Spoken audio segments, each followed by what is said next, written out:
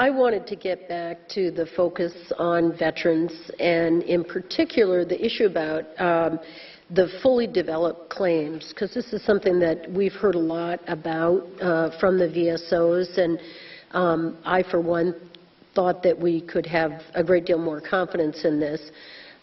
We've heard testimony this evening from our initial panel that this has not been a particularly successful process, and I just wanted to see if we could start at this end of the table and get comment from all three parties here as to whether you feel that the fully developed claim process is helpful to getting the veterans the decision that they need.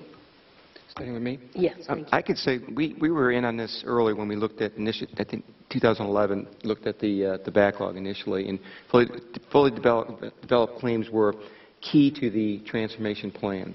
The issue we have with that conceptually made sense to sort of have this conceptual model to move more claims and serve more veterans in a way that was going to help the backlog. My issue, my concern was that when I looked at the numbers in the transformation plan, the VBA was banking on doing a lot more and using that to break the backlog. When they were, at that time, they were at 4%. Their projection was to be at 20%. So they were making some pretty large assumptions that they were going to get from 4% to 20% in an effort to break the backlog. At that time, I didn't think they were going to get there. I don't know where they are in terms of percentages, but if they don't, that's a significant amount of claims that aren't going to be processed and aren't going to be applied towards breaking that backlog. It's about 70,000 per year. Okay, thank you. Congresswoman, we're at 40% today. Our VSOs out there, your state and county service officers out there are really driving home this effort. So we are at 40%, which is well ahead of where we expected to be. And so I got to tell you, I'm extremely appreciative of how seriously all of our veteran service organizations across the nation are doing in this regard. Yes, some of them, so by the way, they still are done faster than the claim we are doing, not in a fully developed environment today. But we had been clearing out some old ones, so they're hitting the average. But we are working them. They are part of the prioritization bundle. In fact, that's how you get an early claim done in the current prioritization bundle. You submit it as a fully developed claim, and we do those, we're basically doing those, working them back from oldest to newest. And Ms. Holliday? We also thought it was a good idea, but we are going to be looking in this year's protocol and our benefits inspections as to doing some testing there to see if it's really hitting the mark or if it could be improved.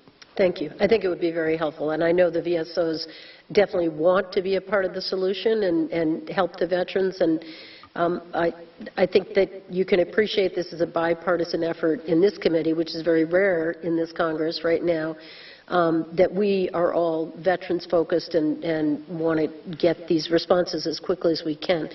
The next question I have is with regard to communication with the veteran during the process of the claim pending, and what is your experience? I was a little disappointed in the first panel at the expression that it was difficult to communicate with veterans, that because of the pressures on the employees that were processing the claims and because of their performance metrics, they didn't feel that they necessarily had time, and yet it seems to me, you know, that's sort of a false positive, because if you don't have time, you're not going to get the answers you need to process the claims. So again, let's just start at that end. Ms. Holliday, if you would comment, and then General Hickey. And I definitely feel communications directly with the veteran would help to make sure that you're very clear on what evidence and what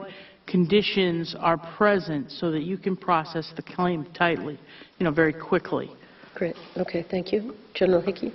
I think, so part of what I would say is we do that by also working with VSOs.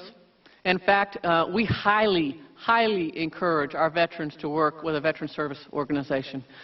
We know this is very complex. We know it's tough. We do it every day. We really feel strongly, and we train to that. We teach it in mandatory TAP. We say, please, use a veteran service or officer to help navigate this system, a system that has been connected